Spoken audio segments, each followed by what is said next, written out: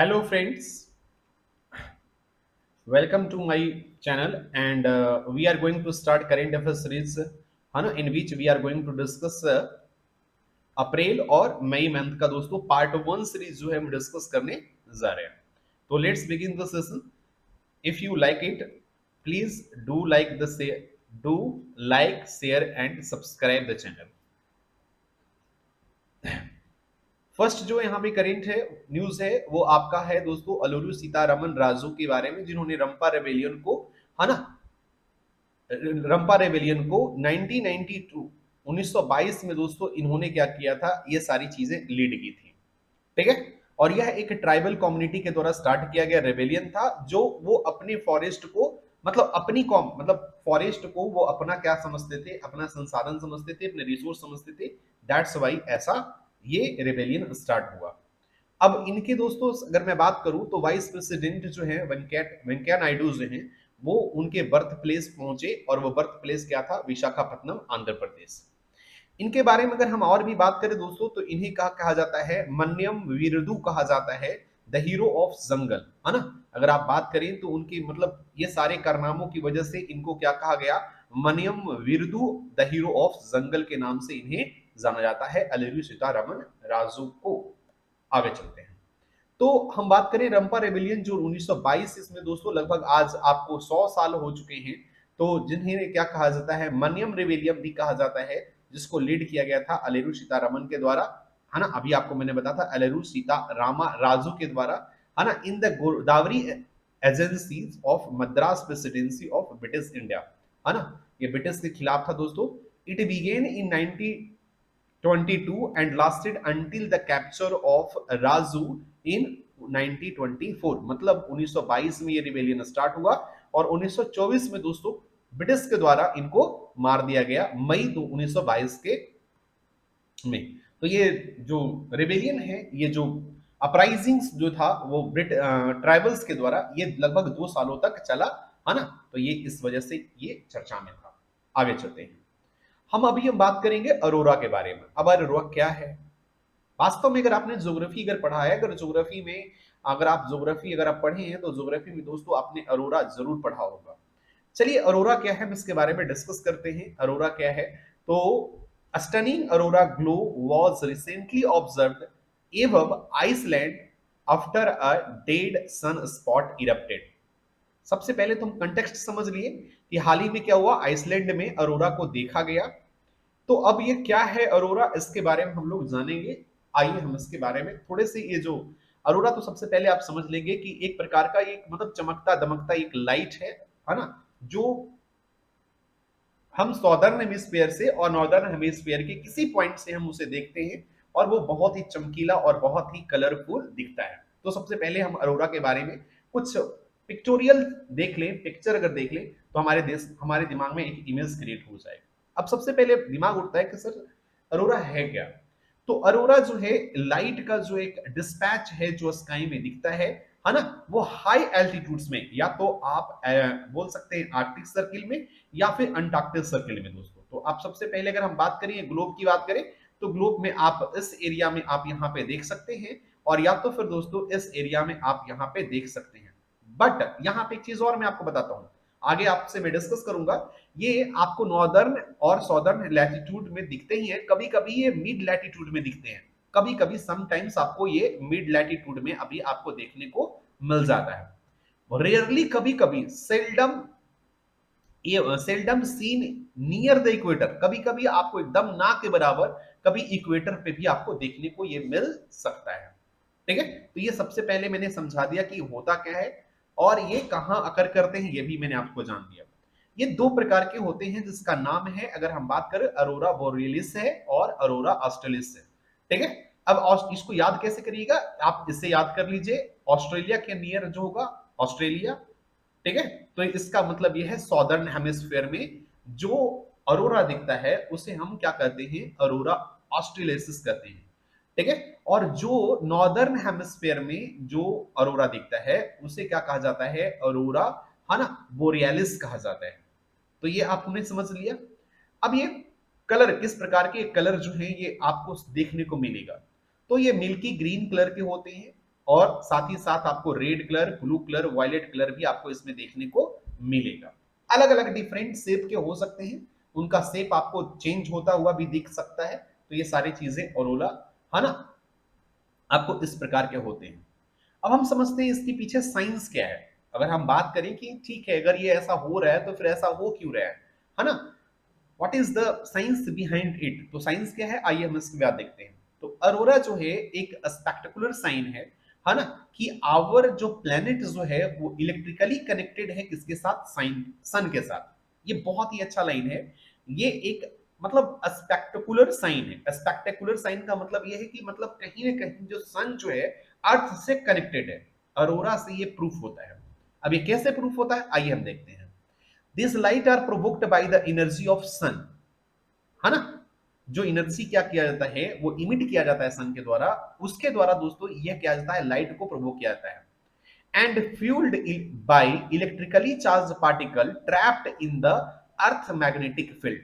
जैसे यहां से मान लो कि यह सन है, अब यहां से जो लाइट इमिट हो रहे हैं ये क्या हुआ, ये अर्थ के जो क्या है मैग्नेटिक फील्ड के द्वारा क्या किया जाएंगे, उसको अट्रैक्ट किया जाता है ना, उसके उसको क्या किया जाएगा, अट्रैक्ट किया जाएगा।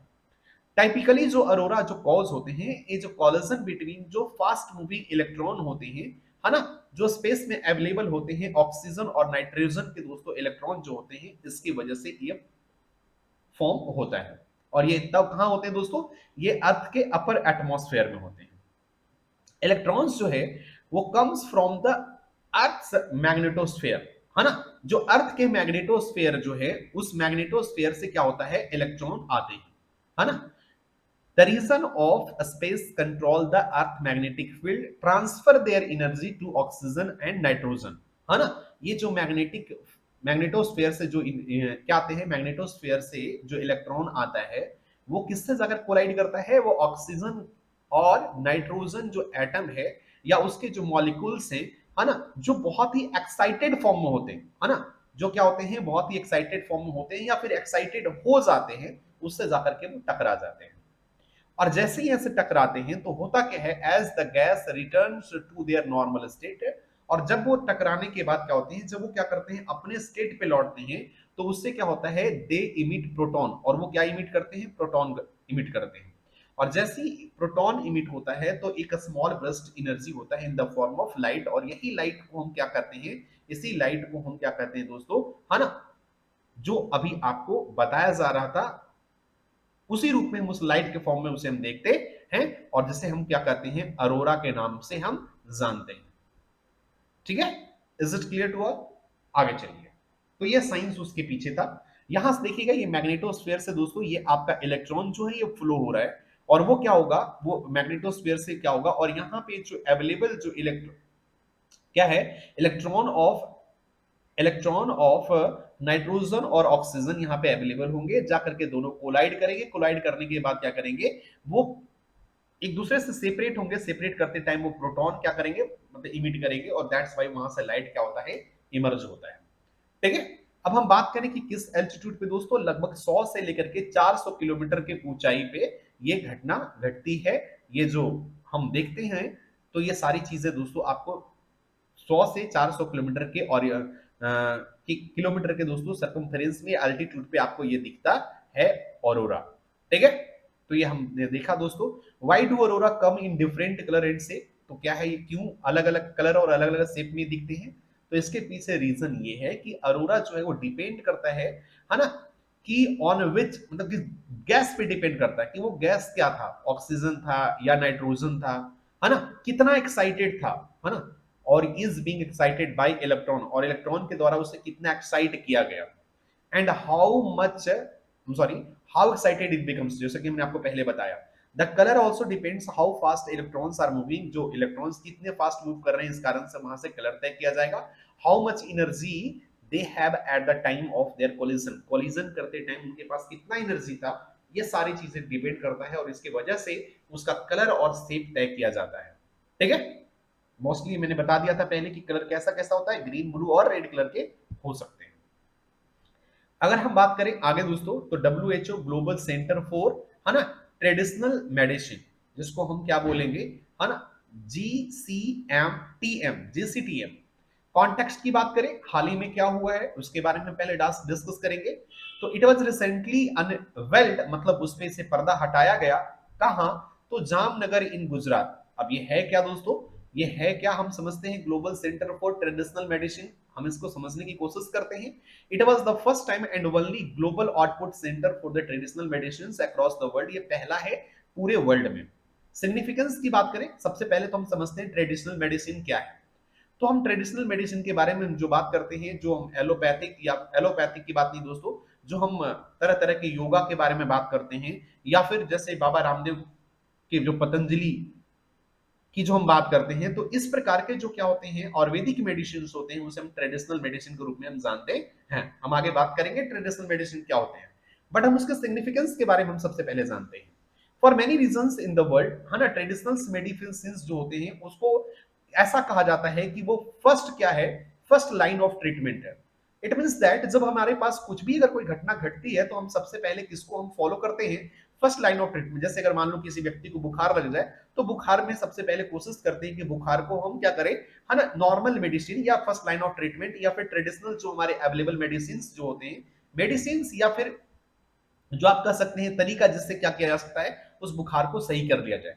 फिर उसके बाद हम क्या करते हैं, फर्स्ट लाइन ऑफ ट्रीटमेंट को हम क्रॉस करके सेकेंड लाइन ऑफ ट्रीटमेंट पे हम जाते हैं, और तब हम तरह तरह के चेकअप और क्या करते हैं, मेडिसिन हम लेते हैं। तो ये सबसे पहले क्या बात करें, सिग्निफिकेंस जो है कि ट्रेडिशनल मेडिसिन का सबसे ये क्या है, ट्रेडिशनल मेडिसिन क्या होते हैं जिसको हम कहा जाता है फर्स्ट लाइन ऑफ ट्रीटमेंट के रूप में हम जानते हैं। This center will help to provide the better medical solutions for to the world, है ना, to support traditional medicines, है ना। और इसमें और भी क्या क्या होंगे इस सेंटर में दोस्तों, रिसर्च होगा, लीडरशिप होगा, तरह तरह के एविडेंस लाए जाएंगे, डेटा एनालिसिस होगा, सस्टेनेबिलिटी होगा, इक्विटी होगा, और तरह तरह के इनोवेशंस और टेक्नोलॉजी डेवलप किए जाएंगे, ताकि ट्रेडिशनल मेडिसिन को सही तरीके से समझा जाए और उसे पूरे वर्ल्ड में प्रमोट किया जा सके।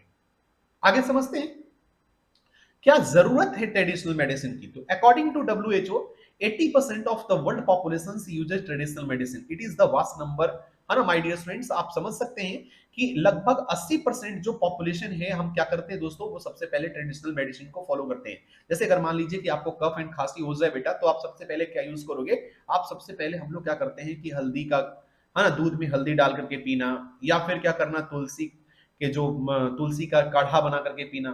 तो इस प्रकार के जो हम ट्रेडिशनल मेडिसिन का यूज करते हैं, तो इसे हम बोलते हैं फर्स्ट लाइन ऑफ ट्रीटमेंट।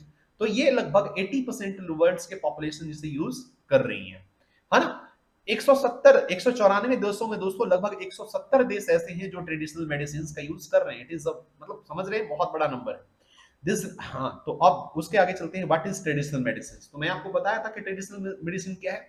तो हम बात करते हैं दोस्तों acupuncture, Ayurvedic medicine, herbal mixture, है ना, ये सारे जो है दोस्तों, इसे हम क्या करते हैं, ये आगे चल करके सबसे पहले तो हम समझते हैं कि ये है क्या। तो knowledge, skills, practice, indigenous and different cultures have uses over the time to maintain the health and prevent diagnosis, treat physical और मेंटल इलनेस, है ना। जो सालों साल से चलता हुआ जो प्रैक्टिस है, जो डिफरेंट कल्चर्स में अलग अलग तरीके जो फॉलो किए जाते हैं प्रिवेंट करने के लिए, डायग्नोसिस करने के लिए और फिजिकल ट्रीटमेंट करने के लिए दोस्तों, किसी भी इलनेस के लिए, उसी को हम क्या बोलते हैं, ट्रेडिशनल मेडिसिन कहा जाता है।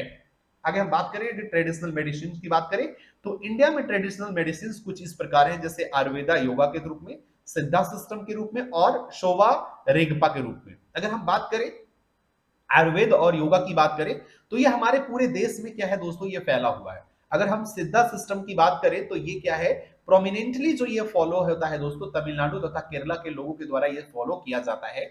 और अगर हम बात करें शोवा और रिगपा के द्वारा, तो ये खास करके जो हिमालय के तराई में बसे हुए जितने भी राज्य हैं, है ना, वो राज्य क्या करते हैं, इस ट्रीटमेंट को फॉलो करते हैं, जिसमें लेह, लद्दाख, हिमालय रीजन के कुछ और राज्य जैसे सिक्किम, अरुणाचल प्रदेश, दार्जिलिंग, है ना, इस प्रकार के राज्यों में वहां पे उसको फॉलो करते हैं, है ना। अब हम समझते हैं कि ट्रेडिशनल मेडिसिन के साथ क्या क्या चैलेंजेस हैं, उसके बारे में हम थोड़ी सा डिस्कस कर लेते हैं।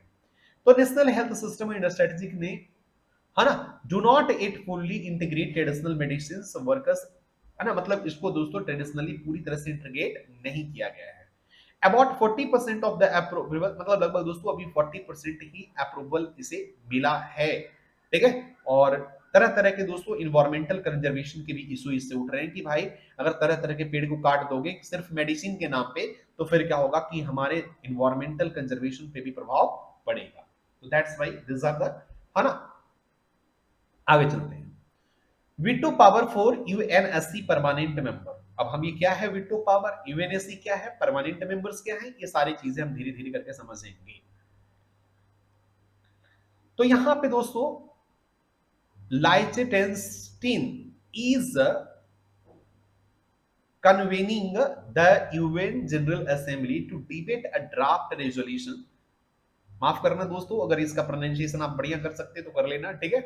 बैक्ड बाय यूएसए, है ना, requiring the 5 permanent member of UN security council, है ना, जो 5 परमानेंट जो मेंबर्स हैं उसमें रशिया, चाइना, यूएस, यूके और फ्रांस है, to justify the use of veto. अभी देखो ये ऐसा क्यों हुआ है कि इसमें मतलब एक रेजुलेशन की बात कही जा रही है कि एक रेजुलेशन लाया जाए जिसमें जैसे क्या है कि जब कोई व्यक्ति वीटो यूज करता है तो वो कोई भी कारण नहीं देता, है ना, वो जस्टिफाई नहीं करता कि मैं वीटो क्यों यूज कर रहा हूं, ठीक है। बट देर इज मतलब यहाँ पे एक रेजुलेशन की बात की जा रही है, एक ड्राफ्ट रेजुलेशन की बात की जा रही है ना, जिसमें जनरल असेंबली में बात की जा रही है कि अगर कोई व्यक्ति अगर हम यूज कर रहा है वीटो को तो उनको जस्टिफाई करना पड़ेगा कि हाँ भाई ऐसा क्यों यूज कर रहे हो। तो अब बैकग्राउंड के बारे में बात कर रहे हैं। तो it was recently gain the strength and support from the major players Russia's recent invasion of Ukraine. अब यूक्रेन रशिया क्या हुआ ये सारी चीजें आप अभी जानते होंगे। तो इसमें क्या हुआ कि Moscow's veto power has allowed it to paralyse action in the UNSC. अब आपको पता है कि आपको जैसे हमने क्या कहा दोस्तों कि अब मान लीजिए कि यहाँ पे चाहता है कि यूएनएससी यूनाइटेड नेशनल, है ना, सिक्योरिटी काउंसिल जो है ये चाहता है कि ये लड़ाई जो है वो ना हो, रसिया और यूक्रेन के बीच में लड़ाई ना हो। मान लीजिए एक थोड़ा सा मैं एक सिनेरियो ले रहा हूं। अब ये तब ये पास होगा जब ये जो परमानेंट मेंबर होंगे पांचों के पांचों क्या होंगे, एक बार वो क्या हो जाएंगे, सहमत हो जाएंगे, एग्री हो जाएंगे। अब मान लीजिए कि रसिया इसमें खुद अपने आप को एक परमानेंट मेंबर मानता है नहीं बल्कि है भी। अब यहां से मान लीजिए कि ये 4 कंट्रीज या 4 मेंबर्स अगर एक साथ हो भी जाते तो रसिया उसमें मेंबर नहीं हो रहा है, ठीक है। तो इस कारण से हम ये कह सकते हैं, और साथ ही साथ दोस्तों ये चाइना भी उसके साथ कहीं ना कहीं मिली भक्ति के साथ है ही। तो कहीं ना कहीं ऐसा हो रहा है कि जो यहाँ पे जो वीटो पावर जो लोग यूज कर रहे हैं वो ऐसा नहीं कि देश हित के लिए और ग्लोबल लेवल पे यूज किया जा रहा है। लोग या फिर जो कंट्री या फिर जो परमानेंट मेंबर्स हैं वो अगर वीटो पावर यूज कर रहे हैं तो वो अपने फायदे के लिए यूज कर रहे हैं, ऐसा राइटर्स बोल रहे हैं, मैं नहीं बोल रहा हूं, ठीक है। तो ये सारी चीजें यहाँ पे बताया गया है, ये सारी चीजें आपको आगे देखने को पढ़ने को मिलेगा। ऐसा क्या जरूरत था, तो मैंने आपको बताया दोस्तों कि क्या इसकी जरूरत है। तो यहां पे बात कर रहा है कि various country called the reforms in the UNSC का, सारे बहुत सारे कंट्रीज जो बात कर रहे हैं कि यूएनएससी में यूनाइटेड नेशनल सिक्योरिटी काउंसिल में क्या होना चाहिए, कुछ चेंजेस होने चाहिए। और उन्होंने कहा है कि दोस्तों क्या मतलब एक लिमिटेड रिप्रेजेंटेशन होना चाहिए ताकि ग्लोबल पीस और सिक्योरिटी को क्या किया जाए, मेंटेन किया जा सके। Reform of the veto power, यहां तक ये भी कहा जा रहा है कि वीटो पावर में भी रिफॉर्म होनी चाहिए, ठीक है, is often included in the proposal of UNSC, है ना। India has repeatedly said that, मतलब लगातार उन्होंने इंडिया ने कहा है ना, कि the issue of expanding UNSC do not the held hostage by the debate over the veto power. What is veto power, veto power क्या है जो हमने आपको समझा दिया था, कैसे होता है, क्या होता है, ये मैं आपको पहले बता चुका हूं। आगे चलता हूं। हाउ एंड व्हेन द, यहां पे एक प्रश्न उठता है, how and when is the veto power use, कैसे यूज करते हैं, क्या तरीका होता है यूज करने का, इसके बारे में भी थोड़ी सी जानकारी हासिल कर लेते हैं।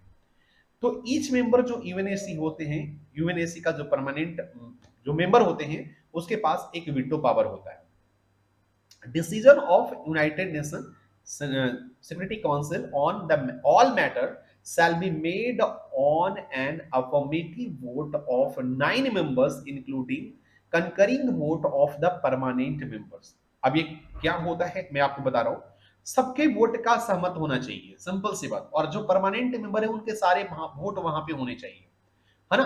अब यहाँ पे लिखा हुआ है कि इसका मतलब क्या है, ये जो लिखा हुआ है concurring vote of permanent member, if a negative vote from the any permanent member will block the adoption of the draft resolution. मैंने क्या कहा था, अगर ये परमानेंट मेंबर्स में से अगर एक भी अपना हाथ पीछे अगर खींच लेता है तो वो जो ड्राफ्ट रेजुलेशन है वो पास नहीं हो सकता है ना।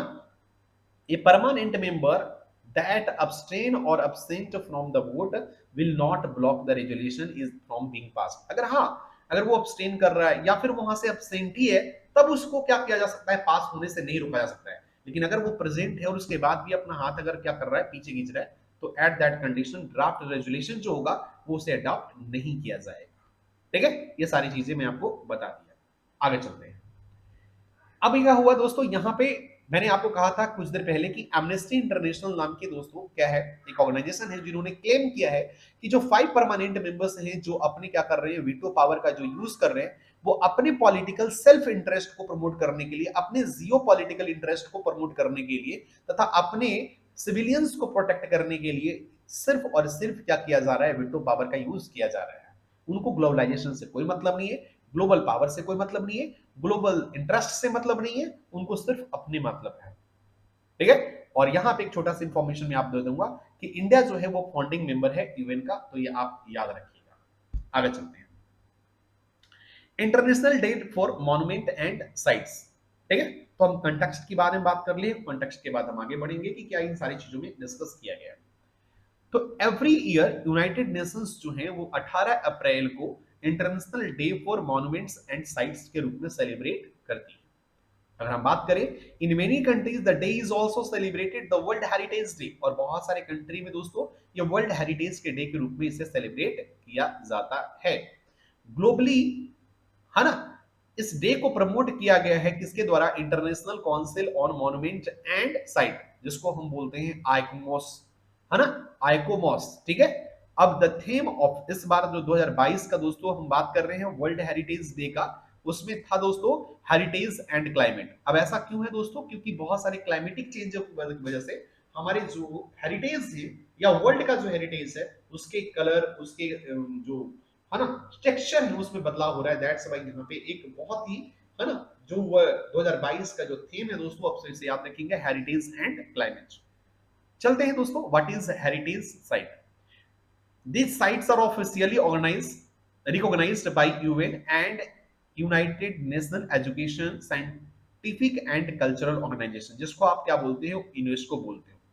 मतलब ये जो हेरिटेज के रूप में इसे जो स्वीकार किया जाता है, ये यूनेस्को के द्वारा स्वीकार किया जाता है। और यूनेस्को जो है वो बिलीव करती है कि ये जो साइट्स जो है वो क्लासिफाइड होते हैं, क्या होते हैं, वर्ल्ड हेरिटेज के रूप में, जिनका कुछ ना कुछ ह्यूमैनिटी के रूप में दोस्तों उसका इंपॉर्टेंस है, कुछ कल्चरल तथा कुछ फिजिकल सिग्निफिकेंस की वजह से उसे सिग्निफाई किया जाता है, उसे रिकॉग्नाइज किया जाता है। अगर हम आगे बात करें, है ना, तो इसकी एलिजिबिलिटी क्या है, तो एलिजिबिलिटी की हमने बात कर लिया दोस्तों कि to be selected the world heritage must be already classified the landmark unique some respect as globally, उसको मतलब क्या होना चाहिए, ज्योग्राफिकली और हिस्टोरिकली क्या होना चाहिए, वो एक यूनिक एस्पेक्ट होना चाहिए, कल्चरल और फिजिकल सिग्निफिकेंस होने चाहिए, तभी वो क्या हो सकता है ना, उसे यूनेस्को के द्वारा वर्ल्ड हेरिटेज साइट के रूप में उसे रिकॉग्नाइज किया जा सकता है। अब हम बात करें इंडिया के कॉन्टेक्स्ट में, तो इंडिया के पास अभी हाल ही में दोस्तों 40 यूनेस्को वर्ल्ड हेरिटेज साइट्स हैं, जिसकी अगर बात करें तो Harappa city of Dholavira in Gujarat as the 40th world heritage site, मतलब 40वां जो है इंडिया का जो 40वां वर्ल्ड हेरिटेज साइट है, जिसका नाम क्या है, धौलावीरा, जो कहां है दोस्तों, गुजरात में है। धौलावीरा कहां है, गुजरात में। और ये हरप्पन सिटी, ये आपको पूछा हुआ क्वेश्चन है, इस बार क्वेश्चन पूछा गया था जो बीपीएससी के अगर आप एग्जाम्स देकर के आए होंगे जो विद्यार्थी, वो ये जरूर आपको याद होगा। तो पूछा गया था धौलावीरा किस राज्य में है, तो वो आप याद रखिएगा, गुजरात में। अगर हम 39वें वर्ल्ड हेरिटेज की बात करें तो ये दोस्तों तेलंगाना के हरा रामप्पा टेम्पल, रामप्पा टेम्पल जो है, रामप्पा जो टेम्पल है दोस्तों तेलंगाना में, है ना, वो 39th जो है वर्ल्ड हेरिटेज साइट था। ठीक है, और उसके बाद कुछ चीजें आपको याद करने की जरूरत नहीं है, बस ये दो रिसेंटली वाला याद रखना। हम बात करेंगे ब्रह्मोस मिसाइल के बारे में। तो ब्रह्मोस एयर स्पेस ने इंडिया रसिया ज्वाइंट वेंचर क्या किया है ना, ऑर्गेनाइज किया है, लॉन्च किया है, प्रोड्यूस किया है, जिन्होंने दोस्तों प्रोड्यूस किया है सुपरसोनिक क्रूज मिसाइल, जिसको जिसको लॉन्च किया जा सकता है from the submarine, ships, aircraft and land platform, मतलब उनको हर तरह से आपको उसे लॉन्च किया जा सकता है। ब्रह्मोस जो मिसाइल्स है फ्लाइट, मतलब वो उड़ेगी कितने स्पीड से दोस्तों, 2.8 मैक के स्पीड से, almost 3 times the speed of sound. जो मैक होता है, मैक, इसको मैक पढ़ते हैं, है ना, मतलब 3 गुना जो स्पीड साउंड का है ना, साउंड का जो स्पीड है, 1 मैक इज इक्वल टू क्या होता है, 1 मैक इज इक्वल टू क्या होता है, स्पीड ऑफ साउंड होता है। ठीक है, तो उससे 3 गुना ज्यादा स्पीड से क्या होगा, ब्रह्मोस मिसाइल उड़ेगा। ठीक है, और हम जब बात करें दोस्तों रेंज की, the range of this advance version of missile is extended around 350 kilometre from the original, है ना, मतलब अब जो होगा वो लगभग 350 किलोमीटर होगा, पहले जो था 290 किलोमीटर के अराउंड। तो ये आप याद कर सकते हैं। हम बात करेंगे दोस्तों यहाँ पे सोलोमन आइलैंड के बारे में। अब ये सोलोमन आइलैंड क्यों है, कहाँ है, कैसे, ये मतलब क्या न्यूज में है, तो सबसे पहले हम ये समझते हैं सोलोमन आइलैंड जो है वो है कहाँ। तो सबसे पहले आप इस फिगर को देखिए, यहाँ पे जो ये आपको ये दिख जाएगा, और इस एरिया को आप देखने के बाद आपको यहाँ पे दिख जाएगा कि this is China, this is India, और इंडिया का ये आप पार्ट देख पा रहे होंगे ये सारे चीज, और this is Australia my dear, ये ऑस्ट्रेलिया है। और ये जो आपको एरिया दिख रहा है ऑस्ट्रेलिया के ऊपर, सॉरी, ये सब फिलीपींस वाला पार्ट हो गया, और यहाँ पे फिलीपींस के जस्ट नीचे ये जो एरिया है वही क्या है दोस्तों, है ना, सोलोमन आइलैंड है। मतलब ऑस्ट्रेलिया के अगर आप कहें तो आप बोल सकते हैं ईस्ट, मतलब नॉर्थ ईस्ट साइड, है ना, ऑस्ट्रेलिया के नॉर्थ ईस्ट साइड क्या है, सोलोमन आइलैंड है। तो ये आप थोड़ा सा फिगर आप याद रखना। सोलोमन आइलैंड की अगर हम बात करें तो उसमें लगभग दोस्तों हम कुछ चीजें अगर आपसे बताना चाहते हैं, तो उसके टोटल पॉपुलेशन की बात करें तो लगभग 6,87,000 वो टोटल पॉपुलेशन है ना, सोलोमन आइलैंड में, है ना। अगर हम उसके जीडीपी की बात करें तो जीडीपी लगभग अच्छी खासी जीडीपी है, 2200, है ना, 58 US डॉलर है, तो अच्छा है। अनएम्प्लॉयमेंट दोस्तों 0.8%, इट मींस क्या है, 99% जो पीपल है, 99.2% जो पीपल है वो वहां पे क्या है, एम्प्लॉयड है। सबसे ज्यादा लोग जो वहां पे रह रहे हैं वो मलेशियन रह रहे हैं, उसके बाद पॉलिनेशियंस और माइक्रोनेशियंस हैं, मतलब 95% के अराउंड जो है वो मलेशियन पीपल वहां पे रहते हैं। ठीक है, अगर हम बात करें दोस्तों तो यहां पे आपको एक चीज और याद रखना है, सोलोमन आइलैंड जो है ना, उसका अगर हम राजधानी की बात करें तो ये आपको यहाँ पे आगे डिस्कस किया गया है, आप देखिएगा यहाँ पे मैं सारी चीजें यहाँ पे समझा देता हूँ। तो सोलोमन आइलैंड जो है जिसको मोस्टली मलेशियंस लोग रहते हैं, और ये क्या है, लगभग 990 आइलैंड का क्या है दोस्तों, ये समूह है। इसकी राजधानी की बात करें तो होनरारिया, है ना, जो ग्रैडल कैनल, ग्रैड नो सॉरी, है ना, ड्यूडल कैनल जो आइलैंड है उस पे एक जगह नाम है होनारे, होनियरा। ठीक है, होनियरा, ठीक है, होनियरा जो वर्ड जगह है वह क्या है दोस्तों, उसका कैपिटल सिटी है। ठीक है, तो आगे चलते हैं। सोलोमन जो आइलैंड है जिसको मैंने बताया था लगभग 30,000 सालों से लोग रहते आ रहे हैं, और मोस्टली जो है मलेशियन पीपल वहां पे रह रहे हैं। It consists of a double chain of volcanic islands और corals atolls in Malaysia।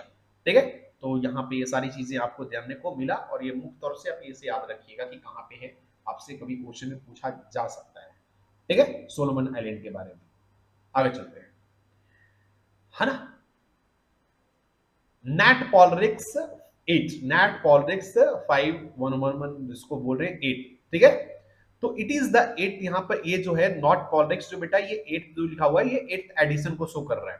ठीक है, तो it is the 8th edition of national level pollution response exercise. ठीक है, जो कंडक्ट किया गया है इंडियन कोस्ट गार्ड आईसीजी के द्वारा, और वो कहां पे दोस्तों, तो ये ऑफ मॉर्मोगो हार्बर गोवा में। ठीक है, इसका जो अगर हम ऑब्जेक्टिव की बात करें तो इसका ऑब्जेक्टिव है टू इनहेंस और preparedness response capability to stakeholders in combating marines spills. जो मेराइन्स में जो क्या है, मेराइन के अराउंड जो क्या है, जो पॉल्यूशन फैल रहे हैं उसके क्या करना, किस तरह से उसको टैकल करना, उसके लिए कैसी तैयारी होनी चाहिए और उसके प्रति क्या रिस्पॉन्सिबल होने चाहिए, ये सारी चीजों की डिस्कस करने के लिए दोस्तों इसके बारे में बात कर रहे हैं। नैट पॉलिटिक्स क्या है, तो ये आप याद रखिएगा, इसका एडिशन अभी क्या हुआ, गोवा में हुआ है, और इसका क्या मुख्य मुद्दा है, तो ये आपको मुख्य जो है उसका ऑब्जेक्टिव क्या है, तो ये आप उसका ऑब्जेक्टिव जरूर याद रखेंगे। Aim at validating the procedure and guidelines as contained the national while speed disaster contingency plan at the national or regional level। है ना? जो जैसे आपने कभी-कभी समुद्र में क्या होता है, ऑयल स्पिल हो जाते हैं, है ना? ऑयल की टंकी फट गए या टूट गया तो वहां से बहुत सारे क्या हुए, है ना? लिक्विड ऑयल जो है वो क्या करते हैं, वो फ्लोट करते हैं। तो दैट्स वाई ये सारी चीजों को क्या करने के लिए, टैकल करने के लिए यहाँ पे नेट पॉलिटिक्स 8 के बारे में हम बात किए हैं। आगे चलते हैं, आगे चलते हैं दोस्तों। World haemophilia day, world haemophilia day अभी क्या है, वर्ल्ड हेमो हेमो हेमो तो वर्ड आपको ब्लड से रिलेटेड होगा, तो philia day is celebrated on 17 April every year, है ना? 17 अप्रैल को एवरी ईयर क्या किया जाता है, हेमोफीलिया डे सेलिब्रेट किया जाता है ना? एमिंग टू इंक्रीज अवेयरनेस, लोगों को जो ब्लीडिंग डिसऑर्डर है उसको क्या करने के लिए, मतलब इनहेरिटेड ब्लीडिंग जो डिसऑर्डर है उसको समझने के लिए और लोगों के अंदर अवेयरनेस क्रिएट करने के लिए इस प्रकार को इस डे को सेलिब्रेट किया जाता है ना? ये जो सेलिब्रेट किया जाता है एक व्यक्ति के सम्मान में जिसका नाम क्या है, फ्रैंक, है ना, Schnabel, founder of world federation of haemophilia. ठीक है, ये इनके जो नाम पे या इनके ऑनर पे दोस्तों ये सेलिब्रेट किया जाता है। दिस ईयर 2022 का जो थीम था, वर्ल्ड हेमोफीलिया डे का जो थीम है वो क्या है दोस्तों, access for all, partnership, policy, progress, engaging your government, integrating inherited bleeding disorder into national policy. तो ये सारी चीजें दोस्तों आपको यहाँ पे याद रखना है। हेमोफीलिया जो है एक मेडिकल कंडीशन मोस्टली इनहेरिटेड है ना? मतलब ये वंशानुगत है, in which the ability of blood to clot is severely reduced. ठीक है, जो ब्लड क्लॉटिंग होता है वो क्या होता है, रिड्यूस्ड रहता है। ब्लड क्लॉटिंग क्या होता है, विटामिन के आपने पढ़ा होगा। ठीक है, तो विटामिन टे की कीमत से दोस्तों ब्लड की जो क्लॉटिंग होता है वो कम जाता है। तो दैट्स वाई, और इस कारण से क्या होता है, बहुत ज्यादा ब्लीडिंग हो जाता है। तो इसीलिए दोस्तों यहाँ पे बात की गई है इसके बारे में। अब बात करते हैं दोस्तों अगले जो कंटेक्स्ट के बारे में बात कर रहे हैं, तो गुरु तेज बहादुर के बारे में, गुरु तेग बहादुर के बारे में हम बात करेंगे, जिसको आपने जीटीबी, दिल्ली में आप अगर रहते होंगे तो जीटीबी नगर का आपने बारे में जरूर नाम सुना होगा। ठीक है, तो वही है गुरु तेग बहादुर। आइए समझते हैं कॉन्टेक्स्ट जो है, 401 401 साल हो गए बर्थ एनिवर्सरी गुरु तेज बहादुर को, जो सेलिब्रेट किया गया है ना 21 अप्रैल 2022 को। आइए इसके आगे कॉन्टेक्स्ट क्या है उसको हम समझते हैं। तो इन्होंने जन्म लिए दोस्तों अमृतसर में 1621 ईस्वी में, है ना? और ये क्या थे, सिख के छठवें गुरु हुए, सॉरी सॉरी सॉरी, है ना? ये सिख के दोस्तों 9वें गुरु हुए। ठीक है, और अगर हम बात करें कि ही सेटअप हिज हेडक्वार्टर, ये कहां दोस्तों, आनंदपुर साहिब, है ना, 1965 में कहां किए थे, ये अपना हेडक्वार्टर एस्टेब्लिश किए थे। औरंगाबाद ऑर्डर, और औरंगजेब ने ये ऑर्डर किया था इनको दोस्तों जान से मार देने के लिए, टू इम्प्रेस इस्लाम, इस्लाम को इम्प्रेस करने की वजह से, है ना, औरंगजेब ने इनको मृत्यु दंड दिया। ठीक है, अब हम क्या रहे, हिज जो उनका जो क्या है दोस्तों, जो भक्ति है, देशभक्ति जो था, है ना, ये क्या हुआ, सभी जो सिख पंथ के जो लोग थे उसको कॉन्सोलिडेट किया, मतलब उनको मजबूती प्रदान किया, है ना, to make them protections of human right central to its Sikh identity, है ना? मतलब ये सिख आइडेंटिटी या सिख जो लोग हैं या सिख के अलग अलग जो पंथ थे उनको कॉन्सोलिडेट करके दोस्तों उनको क्या हुआ, एकजुट करने में, है ना, इनकी जो मार्टाइडम जो है या इनकी जो क्या है ना, या कह सकते हैं कि इनका जो बलिदान है वो काम आया। ठीक है, तो inspired by him, his 9 year old son, इनसे इंस्पायर होकर के उनके 9 साल के जो बेटा था, जिनका नाम क्या है, गुरु गोविंद सिंह जी, है ना, eventually organise Sikh group into a distinct formal symbol pattern community came into be known Khalsa. ठीक है, मतलब ये खालसा आइडेंटिटी जो है दोस्तों, ये किसके द्वारा स्टार्ट किया गया था, गुरु गोविंद सिंह के, और गुरु गोविंद सिंह किसके पुत्र थे, तो ये पुत्र थे दोस्तों किनके, तो आपको अभी बताया जीटीबी, है ना, गुरु तेज बहादुर के क्या दोस्त थे, ये पुत्र थे। ठीक है, और इन्होंने मात्र 9 सालों में ये सारी चीजें घटना की, खालसा पंथ का उन्होंने क्या किया, आइडेंटिटी को, है ना, वो आगे लेकर के आए। आगे चलते हैं, integrated command and control centre, हम इसके बारे में समझते हैं, जानेंगे और इसके बारे में पढ़ेंगे। चलिए, तो गवर्नमेंट ने अनाउंस किया है कि जो, हाँ, 80 out of 100 plan integrated command and control centres has been set up, है ना, जो सेटअप कर दिया जा चुका है, and rest will be completed in by August 15। अब ये क्या है आपको मैं बताऊंगा, धीरे धीरे समझने की कोशिश करना। Integrated command and control centre, integrated command and control centre, तो आईसीसीसी, ठीक है। तो इसमें से दोस्तों क्या हुआ कि ये प्लान किया गया था कि मतलब 100 जो होंगे plan integrated command and control centre होंगे, जिसमें से 80 जो है वो सेटअप कर दिया जा चुका है, और 20 जो है वो, सॉरी 20 जो है वो लगभग 15 अगस्त तक ये सारी चीजें सेटअप हो जाएगा। अब ये है क्या, तो ये है दोस्तों स्मार्ट सिटीज मिशन के तहत, है ना, इंक्लूड जो है मतलब स्मार्ट जो सिटी मिशन था उसी के तहत दोस्तों integrated command and control centre को ईच सिटी में एक वाइटल स्टेप, मतलब प्रत्येक सिटी में दोस्तों ये एक सेंटर स्टेब्लिश करना था, जिसको कहा गया integrated command and control centre, है ना, और ये स्मार्ट मिशन जो था उसी के अंतर है। They are design to enables authority to monitor, मतलब ये क्या करेंगे, मॉनिटर करेंगे, किस प्रकार का स्टेटस को मॉनिटर करेंगे, तो various amenities in real time, मतलब तरह तरह के जो एमिनिटीज हैं जो लोगों को प्रोवाइड किया जा रहा है उसको रियल टाइम में मॉनिटर करने के लिए। जैसे मान लीजिए कि आपको मैं, ये सरकार आपको कुछ पैसे दे रही है ताकि आप इस काम को कर सकें, अब आप उस काम को कर ही नहीं रहे हैं, तो फिर उनको मॉनिटर करने के लिए, है ना, इस प्रकार के integrated command and control centre establish किया गया है। लगभग 100 सिटीज में करना है, और इस 15 अगस्त तक ये सारी चीजें पूरा कर दिया जाएगा। आगे चलते हैं। These centres will be now monitor various other parameter and also link crime and criminal tracking network system, है ना, और ये मिनिस्ट्री ऑफ होम अफेयर्स के द्वारा, MHA के द्वारा ये सारी चीजें, ये नेटवर्क तैयार किया गया है। अब ये समझते हैं दोस्तों ये क्या है, कैसे काम करेगा, उसके बारे में थोड़ा सा देख लेते हैं, सिग्निफिकेंस इसका क्या है।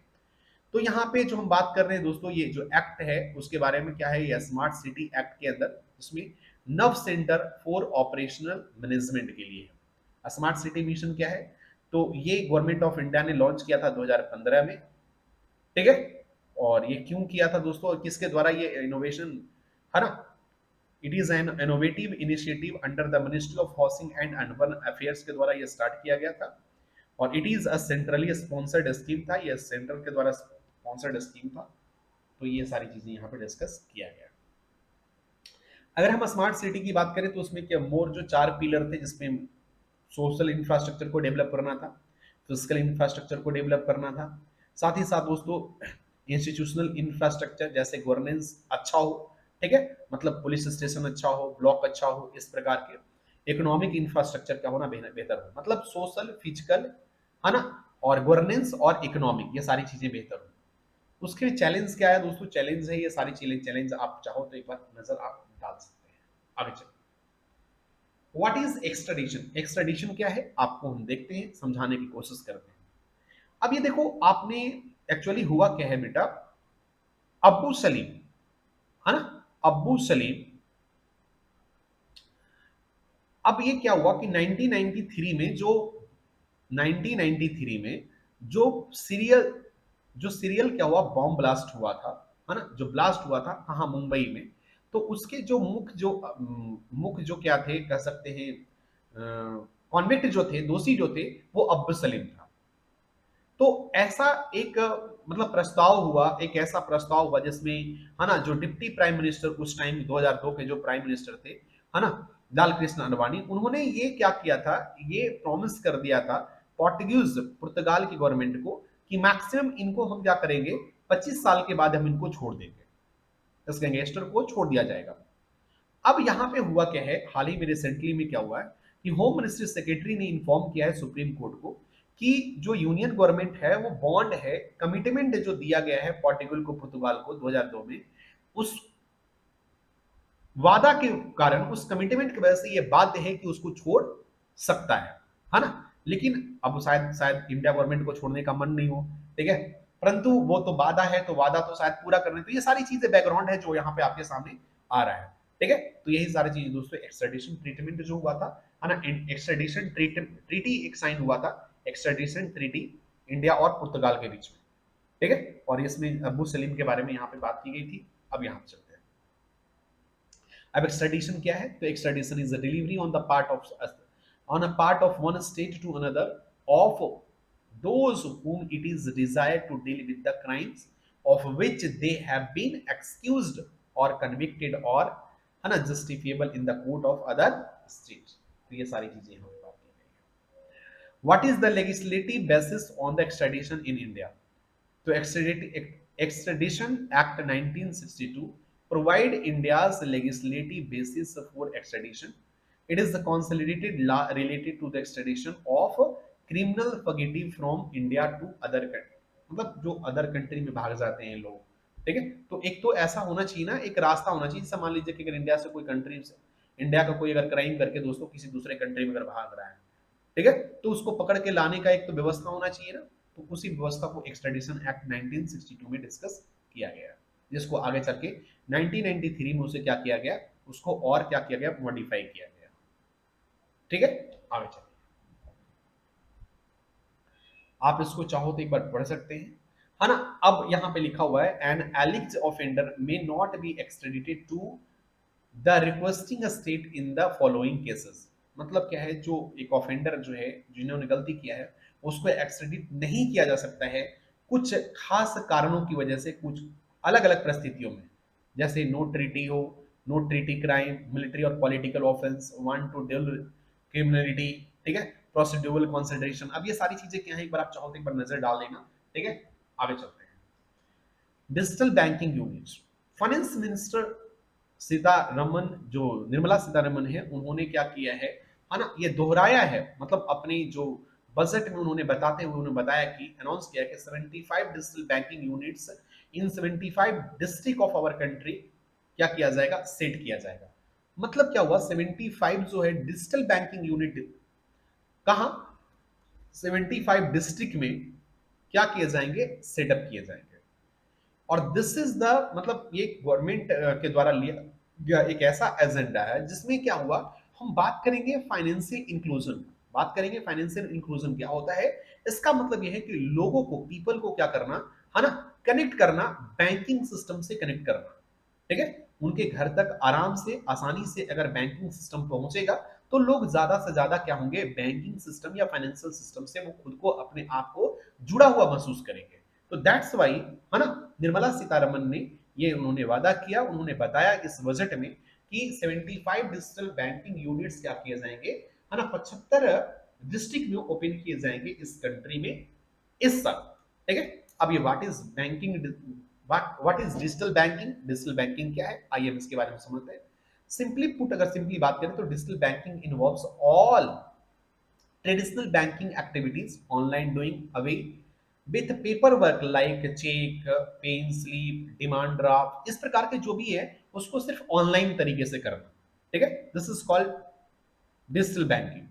अब हम डिजिटल बैंकिंग यूनिट जिसको हम बात कर रहे हैं कि इस तरह की चीजें क्या किया जाएगा, 75 डिस्ट्रिक्ट में बनाया जाएगा, सेटअप किया जाएगा। तो ये हम समझते हैं कि डिजिटल बैंकिंग यूनिट है क्या।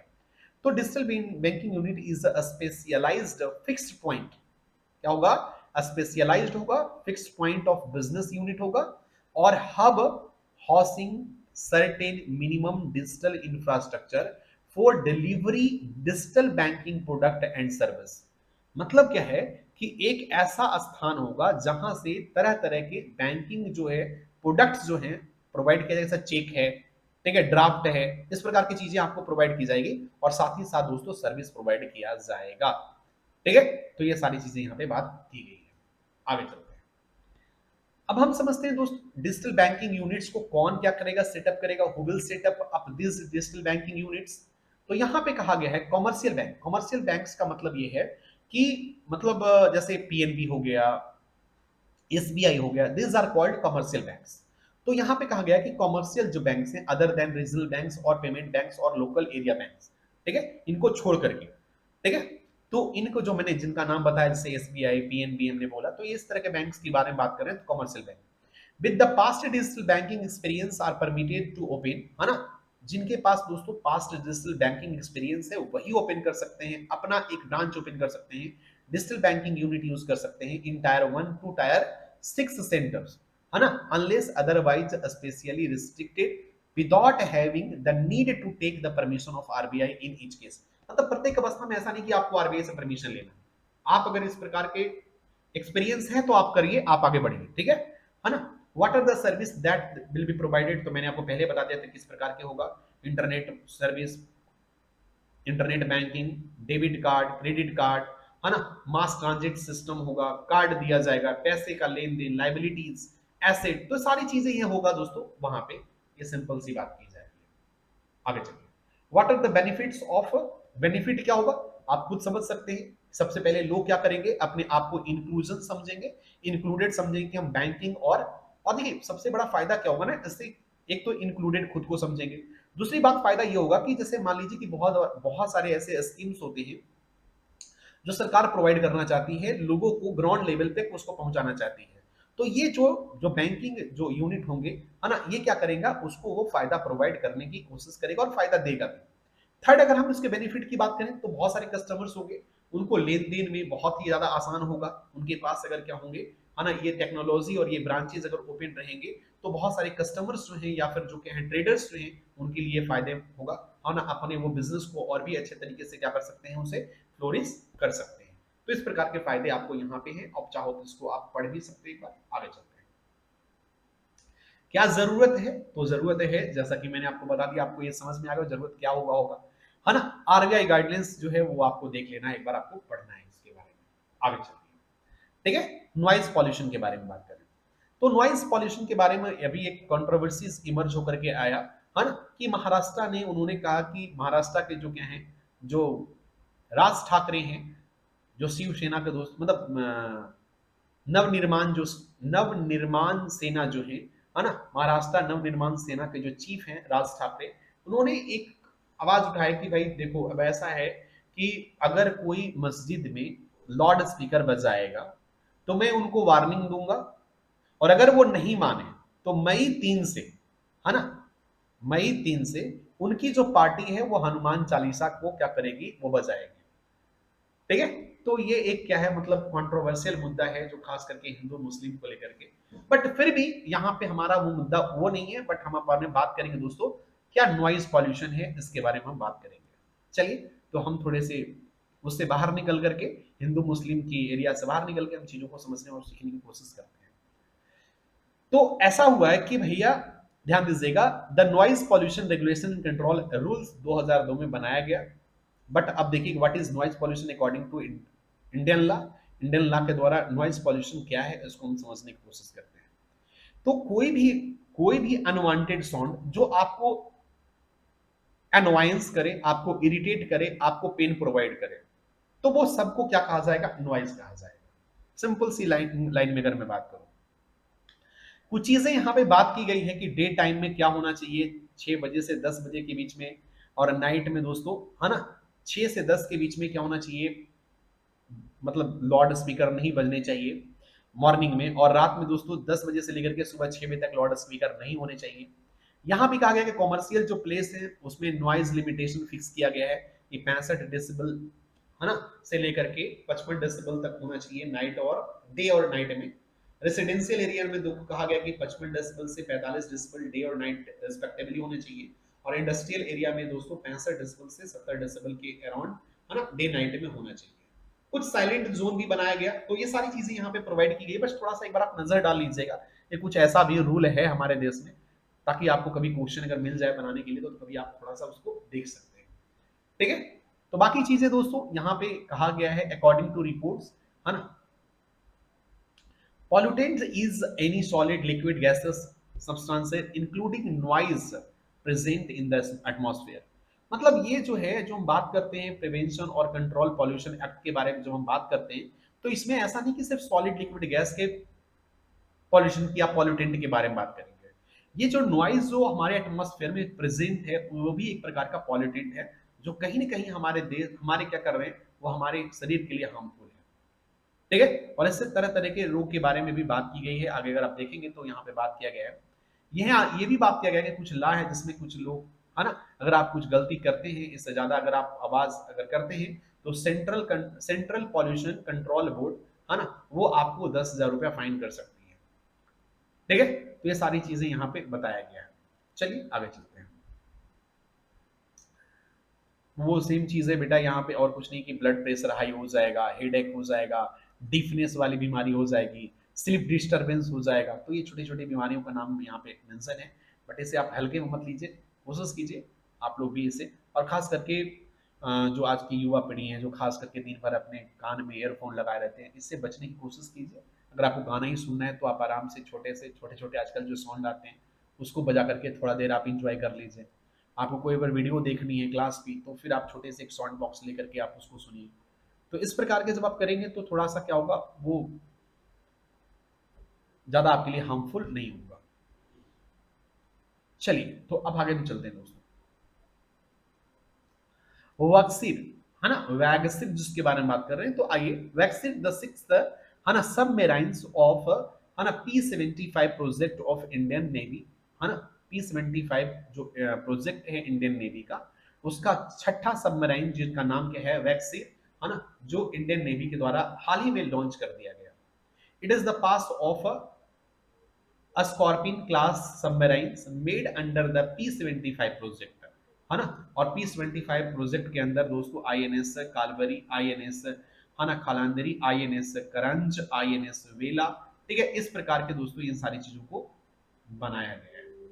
तो यहाँ पे आप समझते हैं दोस्तों, बक्शीर जो यहाँ पे नाम दिया गया है, एक सैंड फिश जो है ना, उसके नाम पे बक्शीर यहाँ पे रखा गया है, जो एक deep sea predator of Indian ocean, Indian ocean के दोस्तों, इंडियन ओशियन में ये सैंड फिश पाया जाता है, और इसी के नाम पे दोस्तों यहाँ पे वैक्सीन इसको नाम रखा गया है सबमेराइन।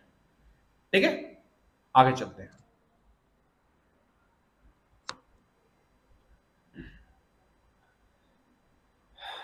सरमाट, सरमाट इंटरनेशनल बैलिस्टिक मिसाइल, ठीक है, it is a intercontinental ballistic missile, जिसको रिसेंटली क्या किया गया, टेस्ट किया गया रशिया के द्वारा। यह एक जो मिसाइल है जो कॉम्प्लेक्स है ना, इसमें हाई टेक्निकल कैरेक्टरिस्टिक इसमें अवेलेबल है, और ये क्या है, एबल है ओवरकम करने के लिए मॉडर्न जितने भी एंटी मिसाइल्स डिफेंस सिस्टम है, उसको ये क्या करेगी, वो पूरी तरह से इसको ओवरकम कर देगी, मतलब इस पे जीत हासिल कर लेगी, है ना। इंडिया के, अच्छा उसके बाद हम आगे चलते हैं, India first pure green hydrogen plant. तो इंडिया का पहला जो प्योर ग्रीन हाइड्रोजन प्लांट जो है, उसको एस्टेब्लिश किया गया जोरहट असम में, जिसको कमीशन किया गया है इंडियन ऑयल इंडिया लिमिटेड के द्वारा। और the plant produce green hydrogen from the electricity generated by existing 500 kilowatt solar power using 100 kilowatt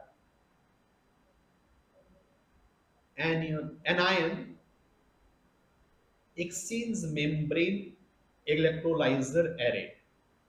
ठीक है, बस इस पे आप ज्यादा ध्यान मत दीजिएगा, ठीक है, बट इतना आप याद रखिएगा कि हाँ ग्रीन हाइड्रोजन कहाँ हुआ, तो इस पे आप जरूर थोड़ा सा याद रखिएगा। आगे चलिएगा, महारानी जिंदन कौर, ठीक है, तो she was the youngest wife of Maharaja Ranjit Singh, है ना, she was mother of Maharaja Duleep Singh and the last ruler of empire who was raised by British. ठीक है, महाराजा दुलीप सिंह के दोस्तों वो क्या थे, माँ थी, तो इसके बारे में, सी lead a spirited resistance to the encroachment of British into the Punjab, but was eventually forced to surrender। ठीक है, मतलब एक बहादुर लेडी थी, इसके बारे में यहाँ पे बात रखा है, महारानी जिंदल कौर के बारे में। ठीक है, तो आप याद रखिएगा नाम, ये वाइफ थी महाराणा रंजीत सिंह की, और दुलीप सिंह की क्या थी, माँ थी। ठीक है, आगे चलते हैं। How election commission decide on party system, party poll system जो है उसको कैसे डिसाइड करती है। तो दिल्ली हाई गवर्नमेंट ने, Delhi high Delhi high court जो है, उन्होंने डिसमिस किया पब्लिक इंटरेस्ट लिटिगेशन, जिसको हम लोग PIL बोलते हैं। ठीक है, seeking the removal of election symbol from the ballot paper for the municipal elections in the city. ठीक है, अब इशू क्या है दोस्तों, ये इश्यू को चाहो तो एक बार आप देख सकते हो, अभी अब कुछ दिन पहले इश्यू अभी उठा हुआ था दिल्ली गवर्नमेंट में, ठीक है? तो इसी के बारे में यहाँ पे डिस्कस किया गया है। फर्स्टली क्या होता है दोस्तों, इसको मैं आपको नेक्स्ट डे आपको जब मैं डिस्कस करूंगा, तो इसे मैं इस पूरे न्यूज़ को कवर करूंगा। तो आज हम दोस्तों इसको यहीं पे हम कवर करते हैं, और नेक्स्ट डे हम जब करेंट अफेयर्स के पार्ट 2 में आएंगे दोस्तों, इसमें हम डिस्कस कर लेंगे। बाकी अगर आप जान लीजिए अफ्रीकन स्वाइन फ्लू के बारे में, इसे कुछ केस सिंपल्स हैं, high fevers, African swine fever के बारे में बात करें तो ये अभी फर्स्ट डिटेक्ट किया गया था 1920 में। तो इस सब सारी चीजों के बारे में थोड़ा सा आप चाहो तो एक बार नजर आप लोग जरूर डाल लेना, ठीक है?